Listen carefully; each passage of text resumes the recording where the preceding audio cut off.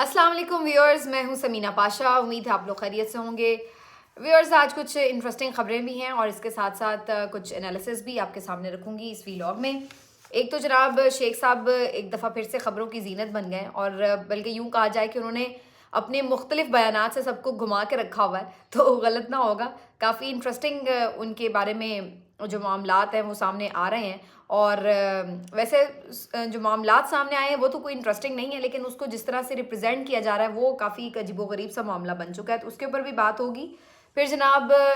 कुछ खबरें हैं कोर्ट से और इमरान खान साहब के हवाले से भी और शाह महमूद कुरैशी साहब के हवाले से भी, उनकी ज़मानतों का क्या हुआ आपके सामने रखेंगे। और कुछ मैं आपसे डिस्कस करूंगी अपना एक ऑब्जर्वेशन मेरी जो मैंने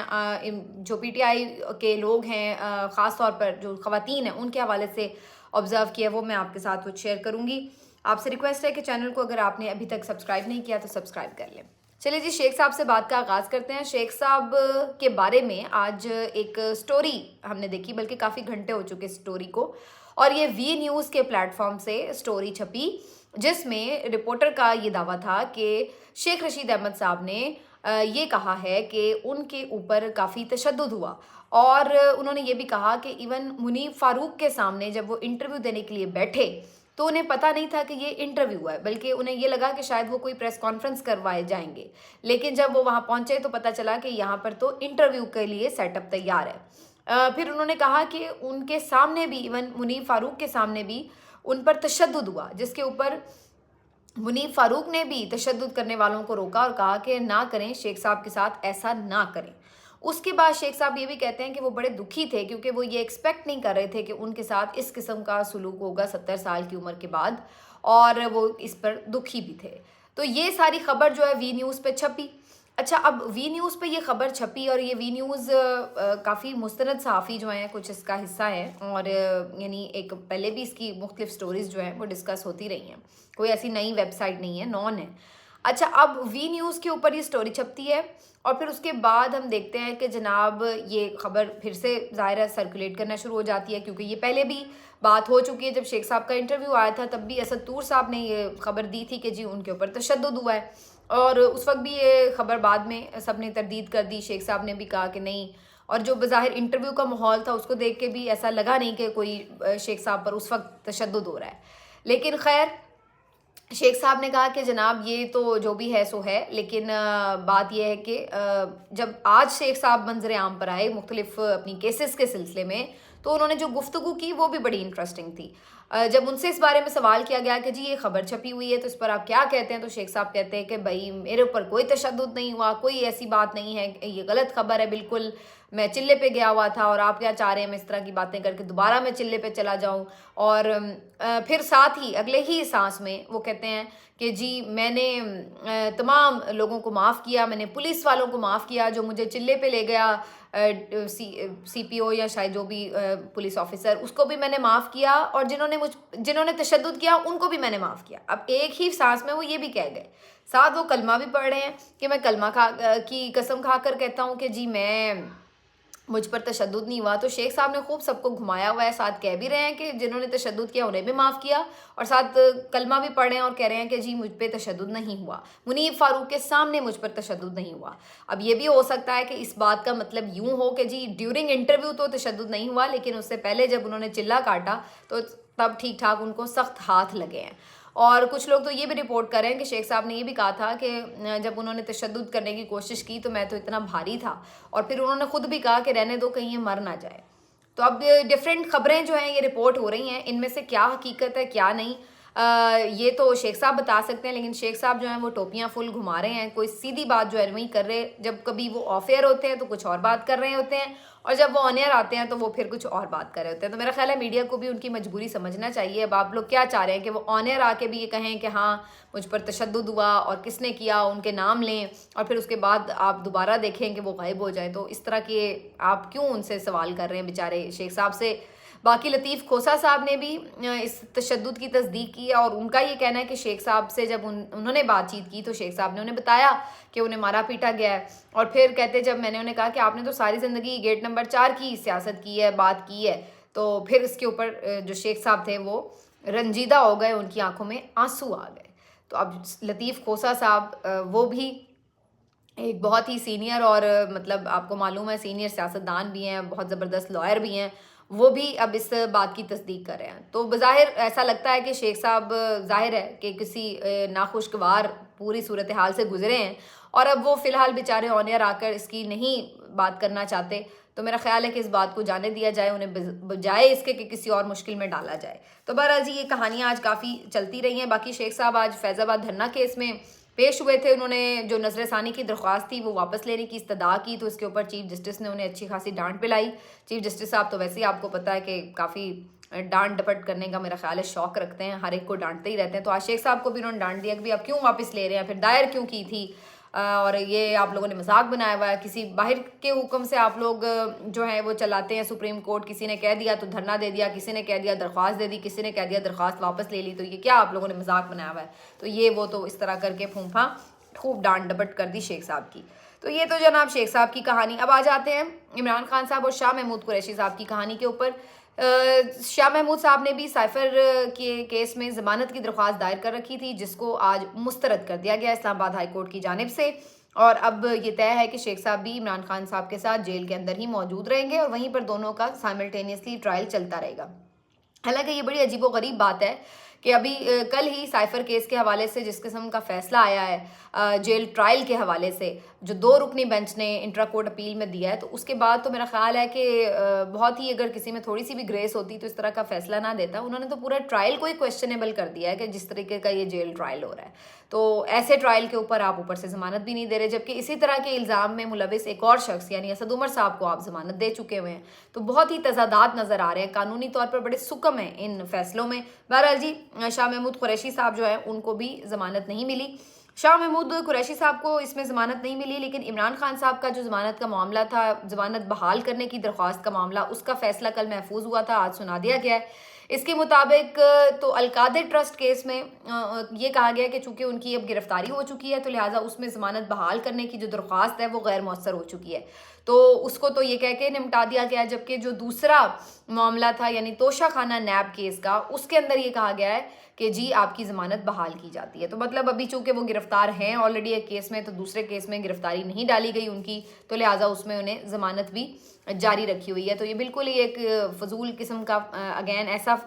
یعنی ہومیوپیتھک قسم کا فیصلہ جو اس وقت سنایا گیا ہے کہ جب اس کا اثر ہی نہ رہے. یعنی اگر آپ یہ پہلے فیصلہ سناتے ان کی ضمانت بحال رہتی تو پھر جو گرفتاری تھی نیب والے کیس میں وہ نہ ہوتی. لیکن ظاہر آپ کو پتہ ہے جس طرح سسٹم چل رہا ہے ایک سسٹمیٹک طریقے سے, تو اس وقت تک کسی بھی کیس میں ضمانت یا ضمانت کی درخواست بحال نہیں ہوتی جب تک کہ پہلے کوئی اور گرفتاری نہ ہو جائے. تو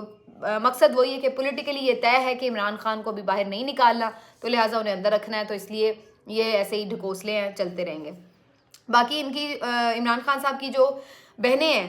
انہوں نے کل میڈیا سے گفتگو کی اور اس میں علیمہ خان صاحبہ نے بڑا کیٹیگوریکلی کہا ہے کہ جناب بار بار جب ان سے یہ سوال کیا جاتا ہے کہ کیا کوئی نعم البدل ہے, کون عمران خان صاحب کا متبادل ہوگا جب تک کہ وہ جیل میں ہیں عارضی طور پر یہ وہ, تو وہ اس کو بڑا کلیئرلی بتا چکی ہیں کہ کوئی عمران خان کا متبادل نہیں ہے. لیڈر ایک ہی ہوتا ہے, چاہے وہ کہیں پر بھی ہو, جیل میں ہو, جیل سے باہر ہو, اور لیڈر وہ ایک ہی ہے, وہ عمران خان ہے. تو بار بار آپ یہ کیا بات کرتے ہیں. تو وہ آ کے ضرور بریفنگ دے دیتی ہیں, لیکن اس کا مطلب وہ ان کے خیال سے یہ نہیں ہے کہ وہ کوئی تحریک چلانے والی ہیں یا کوئی پارٹی لیڈ کر رہی ہیں. لیکن میں ویسے ذاتی طور پر بڑی متاثر ہوئی عمران خان صاحب کی بہنوں سے, اس لیے کہ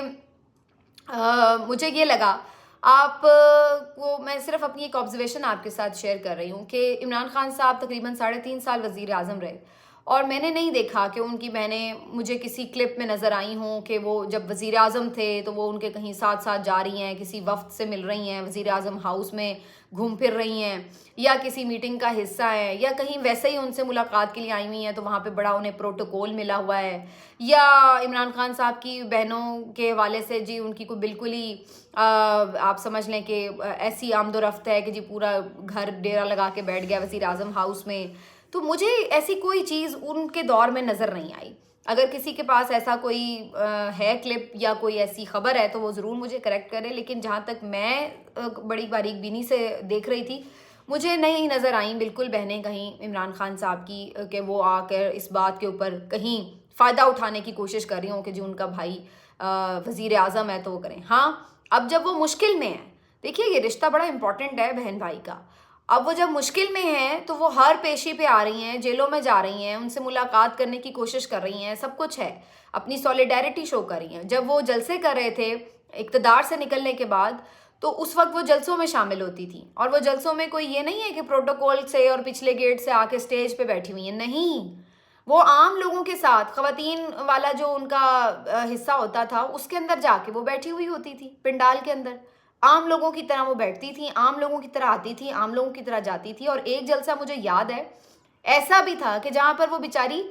दाखिल ही नहीं हो सकी, मतलब उस दिन रश बहुत था पिंडाल में, पिंडाल भर गया और वो बेचारी जलसागाह से बाहर ही खड़ी रह गई। ये भी मैंने वीडियो देखी है। तो ये आपको बेसिकली चीज़ शो करती है कि इनका ब्रॉटअप क्या है, इनकी तरबियत क्या है, इनका माइंडसेट क्या है।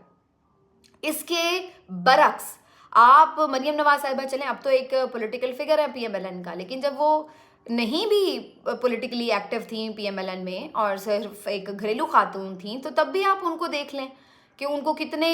विजिट्स भी मिलते थे। अक्सर वो वफ्त भी नज़र आती थी, वफ्त में बैठी हुई, या सुलेमान शहबाज या ये लोग, ये किस चक्करों में जो बाहर के वफ्त मिलने आते थे उनके साथ शामिल हो जाते हैं, जाके बैठ जाते हैं बाहर की मीटिंग्स में, इंपॉर्टेंट मीटिंग्स में ये बैठे होते हैं। भाई इनकी क्या हैसियत थी हुकूमत में, ये कौन लोग थे?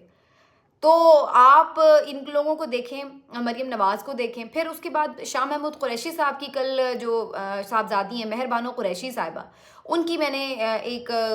गुफ्तगू सुनी जो उन्होंने अडयाला जेल के बाहर की। अच्छा, अब मैं सिर्फ एक कंपैरिजन आपके सामने रख रही हूँ बेसिकली, जिस चीज़ ने मुझे मुतासिर भी किया। हालांकि मैं वैसे मौरूसी सियासत की कोई हामी नहीं हूँ, मैं नहीं समझती कि सिर्फ प्लेट में रखकर जो है वो किसी को भी टिकट मिल जाए और जी बस चूँकि वो फ़लाँ लीडर का बेटा है या बेटी है तो उसको इक़्तिदार मिल जाए या उसको कोई ऐसे। लेकिन अगर कोई जेन्युइनली उसको एक उसमें कोई गट्स हैं, कुछ है, तो वो एक अलग बात है कि अगर वो करियर बनाना चाहता है सियासत में, बिल्कुल इसी तरह जैसे बहुत सारे डॉक्टर्स के बच्चे डॉक्टर ही बनना चाहते हैं, सियासत ये सहाफ़ी बच्चे सहाफ़ी बनना चाहते होंगे मे बी, तो बहुत सारे लोग इस तरह होते हैं। तो सियासत में लेकिन एक मामला अलग होता है, यहाँ पर बात होती है इक़्तिदार की। तो यहाँ पर अगर या तो आप वर्कर की छलनी से छन के उसी तरह से ऊपर आए हैं तो वो एक अलग बात है, लेकिन अदरवाइज सिर्फ इसलिए कि जी फ़लाँ के आप बेटे हैं, आपको बोलना नहीं आता, आपको इश्यूज़ का पता नहीं है और आपका कोई किसी तरह की कंट्रीब्यूशन नहीं है पार्टी के लिए या ओवरऑल, और पार्टी के बहुत सारे ऐसे लोग जो कंट्रीब्यूट करते हैं, जो कुर्बानियाँ देते हैं, उनको आपकी वजह से साइड लाइन कर दिया जाए, तो जाहिर है ये तो एक गलत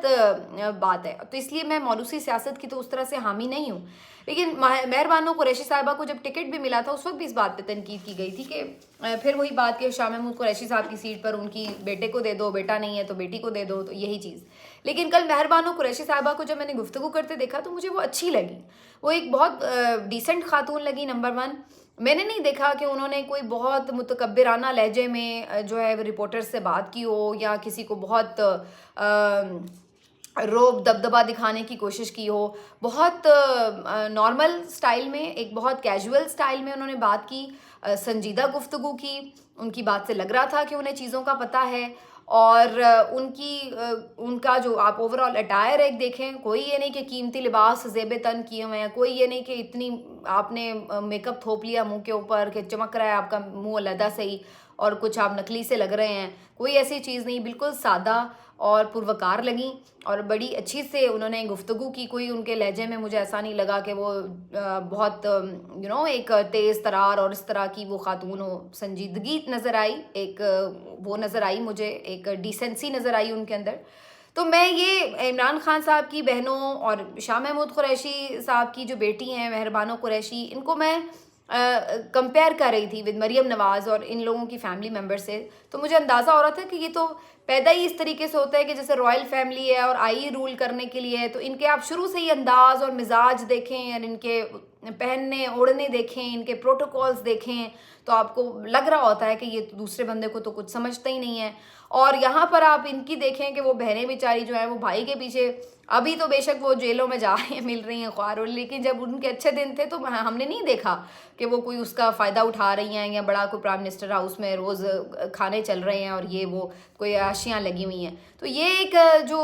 कंपैरिजन है, ये आपको बेसिकली बताता है कि आपका ब्रॉटअप क्या है, आपका माइंड जो है उसको कैसे तैयार किया गया, आपको क्या आपके दिमाग में बताया गया है कि आपको कैसे रहना है। تو یہ ایک میرے ذہن میں کمپیریزن تھا جو میں نے آپ کے سامنے رکھا. باقی جناب یہ ایک خبر اور تھی عبدالرزاق صاحب کے حوالے سے میں تھوڑی بات کرنا چاہتی ہوں, وہ میں بعد میں کروں گی, لیکن ابھی میں چار سدہ کنونشن کے حوالے سے ضرور آپ کو ایک انٹرسٹنگ خبر دوں. چار سدہ میں پی ٹی آئی کا ایک کنونشن تھا, اور پہلے یہ کنونشن ایک ہال میں کیا گیا, لیکن کرنا تھا وہاں پر پولیس پہنچ گئی, وہاں سے سارے ورکرز چلے گئے اور وہ ایک دوسری جگہ پر پہنچ گئے. وہاں جا کے انہوں نے کنونشن کرنے کے لیے جو ہی پورا اپنا سامان وغیرہ ریڈی کیا, وہاں پہ بھی پولیس پہنچ گئی, وہ وہاں سے بھی نکل گئے, اور اس کے بعد وہ چار سدہ انٹرچینج کے قریب ایک گراؤنڈ ہے وہاں پر موجود ہوئے, اور وہاں جا کر انہوں نے کہا کہ ہم نے بھی کنونشن کر کے ہی رہنا ہے. تو ایک جگہ سے بھگایا گیا, دوسری جگہ پہنچے, دوسری جگہ سے بھگایا گیا, تیسری جگہ پہنچ گئے, لیکن ڈٹرمنڈ رہے, اور آخر آج انہوں نے کنونشن کر کے ہی رہے وہ. اور پھر مزے کی بات یہ کہ اچھا خاصا رش تھا,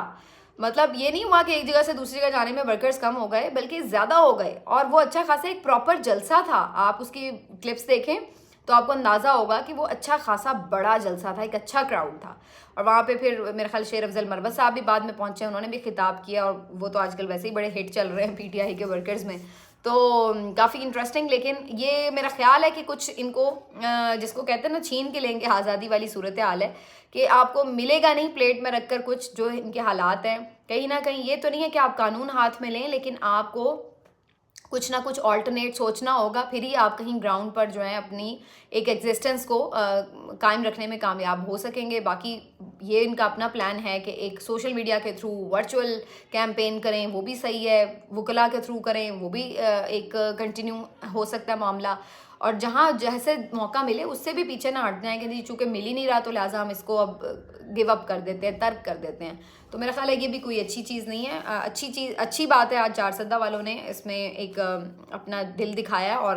کر کے دکھایا ہے کہ جی دیکھ لیں, ایک جگہ نہیں تو پھر ہم کسی اور جگہ کر لیں گے. تو یہ جی معاملات ہیں. کچھ اور خبریں بھی آپ کے ساتھ اگلے ویلاگ میں شیئر کروں گی, ابھی کے لیے اتنا ہی.